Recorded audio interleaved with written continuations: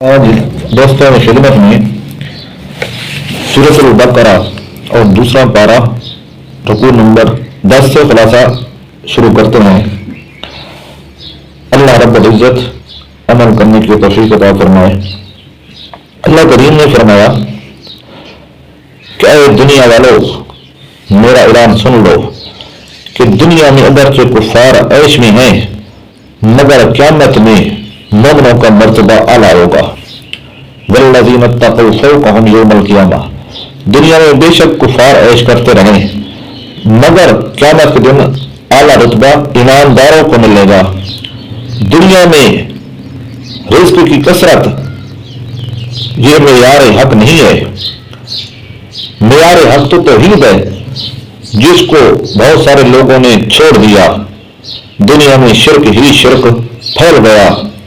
توحید کے ساتھ جنہوں نے اختلاف کیا نبیوں نے انہیں سمجھایا اور ضدی لوگوں کے ساتھ جہاد کیا۔ مومنوں کو اللہ پاک نے فتح عطا فرمائی، لہذا تم بھی آپس میں متحد اور منظم ہو کر کفار سے لڑو، موت سے نہ ڈرو، اور جہاد کے بغیر جنت نہ ملے گی۔ تم پر بھی پہلوں کی طرح آزمائش آئے گی۔ جہاد میں مال بھی لگتا ہے، اس لیے مال بھی لگاؤ اور شرک ختم کرنے کے لیے قتال کرو۔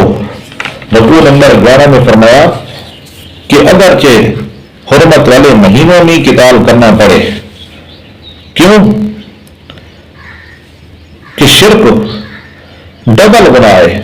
جیسے شراب اور جوئے میں فائدہ بھی ہے مگر ڈبل گناہ ہے۔ شراب پینا حرام ہے، جوا کھیلنا حرام ہے، تو اس لیے اللہ کریم نے شراب اور جوئے سے منع کر دیا۔ اسی طرح یتیموں کا مال بھی اپنے مالوں کے ساتھ ملاؤ نہیں، یعنی نقصان کرنے کی نیت سے نہ ملاؤ۔ اگر ان کے مال کی اصلاح مقصود ہو اور آپ کی نیت درست ہو تاکہ ان کا مال ضائع ہونے سے بچ جائے تو ملا سکتے ہو، مگر شرک ختم کرنے کے لیے سب کچھ خرچ کرنا پڑے گا۔ اور آگے فرمایا وَلَا تَنكِحُوا الْمُشْرِكَاتِ حَتَّى يُؤْمِنَّ،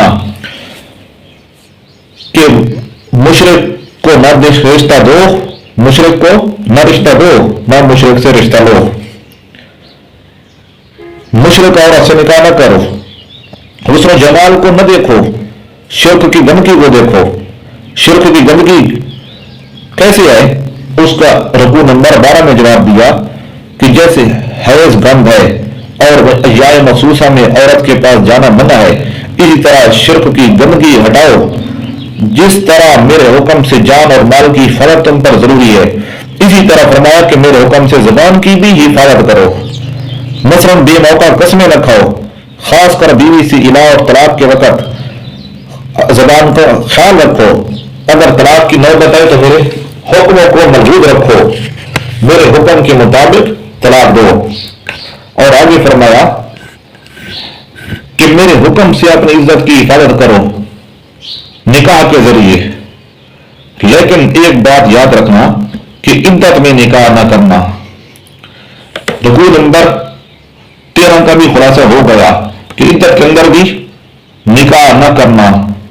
اور رکوع نمبر 14 میں فرمایا کہ والوالدات یرضعن اولادہن، اپنی اولاد کی حفاظت کرو رضاعت کے ذریعے، پرورش کے ذریعے۔ اور رکوع نمبر 15 میں فرمایا کہ خاص کر اپنے دل کی حفاظت کرو۔ دل کی حفاظت اور اصلاح ہوگی تو 5 وقت نماز پڑھنے کے ذریعے، اور سب سے اہم امر وہ ہے دین توحید کی حفاظت۔ سب سے اہم امر ہے دین توحید کی حفاظت۔ یا اللہ دین توحید کی حفاظت کیسے ہوگی؟ اس کو رکوع نمبر 16 میں جواب دیا کہ اس کی حفاظت جہاد کے ذریعے ہوگی۔ یا اللہ ہم تعداد میں کم ہوں، اسلحہ میں کم ہوں، تو پھر فرمایا پھر بھی جہاد کرنا ہے۔ تعداد کی قلت کو نہیں دیکھنا۔ اللہ کریم کم تعداد والوں کو بھی زیادہ تعداد والوں پر غالب کر سکتا ہے، جیسا کہ رکوع نمبر 17 میں فرمایا کم من فئۃ قلیلۃ غلبت فئۃ کثیرۃ بإذن اللہ، کہ تھوڑی سی جماعت بہت ساری جماعت پر بھی اللہ کے حکم سے غالب آ جاتی ہے۔ اس کی مثال بھی ہے طالوت کے واقعہ سے کہ جس طرح حضرت طالوت کا لشکر تھوڑا تھا जालूत के लश्कर पर अल्लाह ने गालिब किया, इसी तरह हर दौर में मुसलमानों का लश्कर किल्लत तादाद के बावजूद कुफार पर अल्लाह ताला गालिब करेगा। या अल्लाह, जिहाद के बगैर भी तो मोमिनों को फतह मिल सकती है। अल्लाह करीम ने फरमाया मिल सकती है, लेकिन तुम्हारी आजमाइश मकसूद है कि तुम्हारा ईमान और तौहीद कितना है।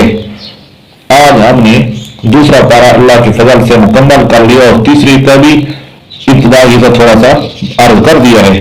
बाकी इंशाल्लाह कल के दरस में वमा अलीना इल्लल बलाग।